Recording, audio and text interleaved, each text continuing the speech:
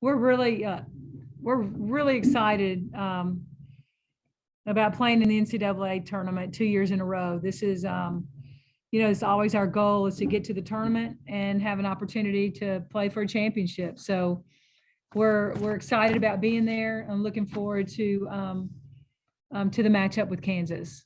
I think some of the kids are excited about going out to California. A lot of them haven't been there before. Not that there'll be a lot of time for sightseeing, but just having the opportunity to play at Stanford, which is just a beautiful, beautiful place, period. But Maples Pavilion is one of those iconic places that you want to play, and I'm looking forward to the competition. Okay, we'll carry on the same way. If you have a question, please use the raise hand function. Brandon, I see your hand raised, so go ahead. Hey, Coach Nell. I mean, first off, just your overall thoughts on the draw, I guess. Are you happy where you guys ended up as a 9 seed, and what type of challenges are there with Kansas? I know it's really early and y'all just found out about a half hour ago, but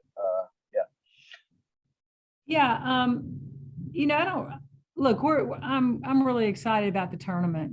The seed, of course, you always want the highest seed you can get, but actually, I'm okay with the seed. I understand it, and so we're just looking forward to the competition. At this point, we've had a good week of practice last week. We've gotten some good rest also.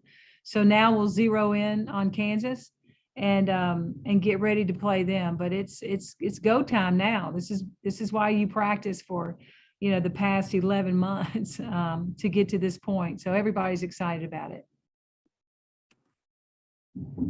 Ken, we'll move to you next.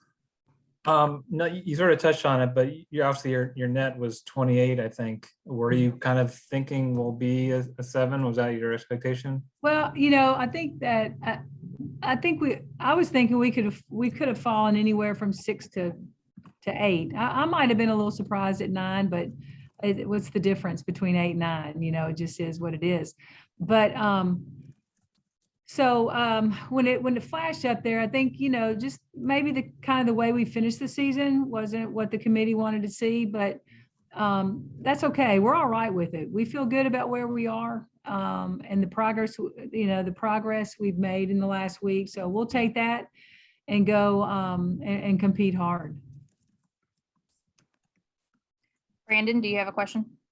Yeah, Coach, after talking to you last week at the NCAA tournament, you spoke about how tired legs might have caught up to you, but now after having this time to rest, time to practice, do you feel like you can kind of start over and have a clean slate, start like a whole new season here, I guess?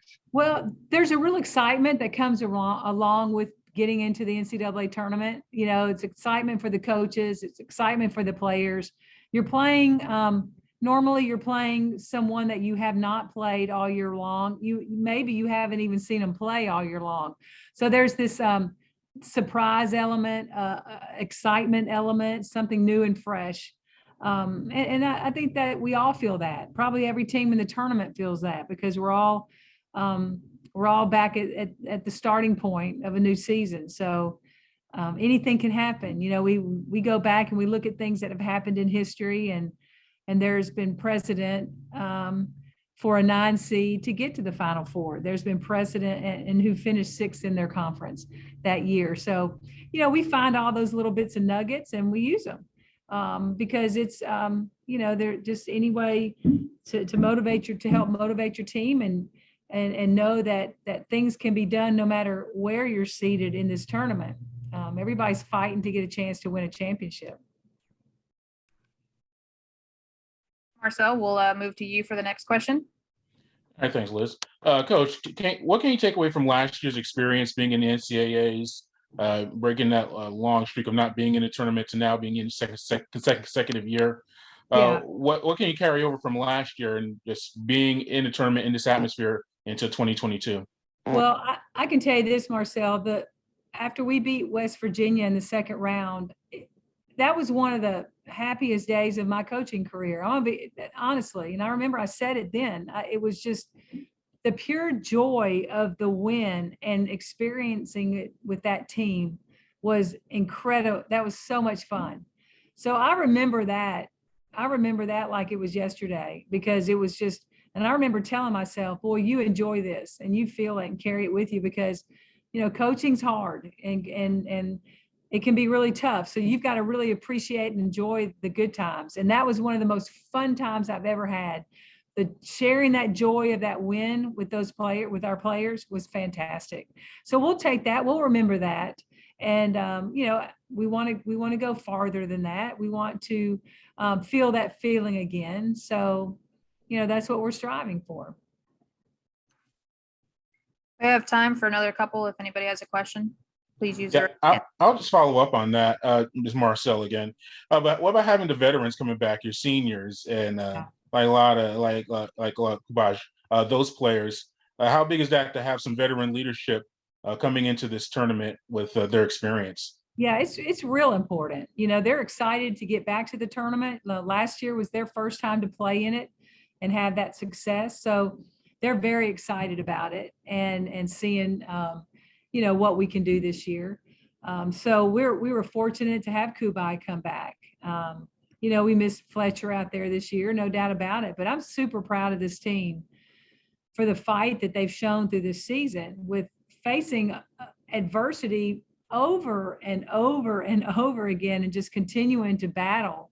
So their reward of getting to the tournament is fantastic, but now you want to surpass that and see how far you can go in this tournament. But we'll use that experience last year. They all remember it. It was a lot of fun and they want to feel that again.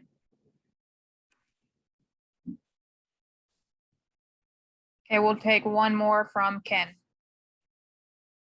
No, Lana and I was addressing a little bit, and we were asking her about kind of the things that you worked on over the last week or so, and she mentioned quickness and they moving the ball a little bit. What were some of the things that you felt like, okay, we've got to either stop doing this or get back to doing this? You know, our tempo has got to improve offensively, and so, you know, the ball getting stuck in people's hands and just moving the ball more efficiently, and giving us more opportunities at the basket, you know, more shot opportunities. So working on that, really working on offensive execution and moving the ball, not letting it get stuck in your hands, really feeling more confident with that. And then defensively, we've got to get back to who we are. And we know we're a good defensive team, but we've got to get back to really being a lockdown defensive team. And that, you know, those are things that hopefully we can be a little sharper. Both of those things be sharper at when we play Kansas.